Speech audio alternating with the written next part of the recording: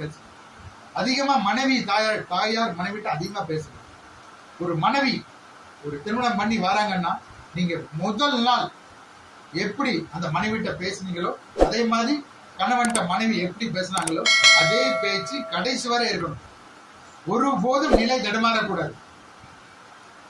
குழந்தை பெற்று விட்டாச்சு,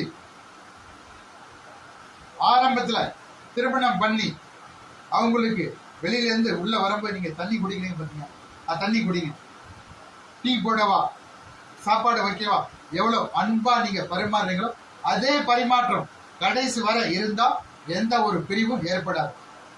ஒரு திருமண வாழ்க்கையை துவங்கி குடும்பத்தை நீங்க நடத்தும் போது உங்களுக்கு குழந்தைகள் பிறக்கும்.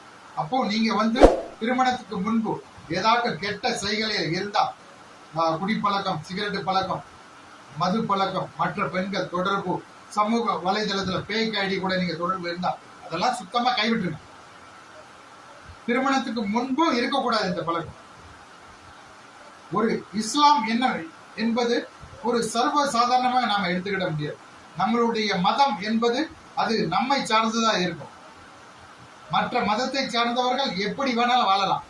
ஆனா நம்ம இப்படிதான் வாழ வேணும்னு சொல்லி நம்மளுக்கு இஸ்லாம் பாடம் கற்று தந்துள்ளது.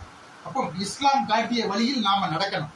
நம்ம இஸ்லாத்துல, குரான்ல, ஹதீஸ்ல என்னென்ன சொல்லியிருக்கோ அதுபடி பொய், பிராடு, பித்தலாட்டம், வரதட்சணை கேட்கக்கூடாது. வரதட்சணை என்பது ஒரு புற்றுநோய், அதை ஒழிக்க முடியாது. இருந்தாலும் இஸ்லாத்துல அனுமதி கிடையாது. திருமணத்துல குடுக்கல் வாங்கல் அனுமதியே கிடையாது. இருந்தாலும் அந்த எல்லையை நீங்க மீறும் போது நான் தடுக்க மாட்டேன்.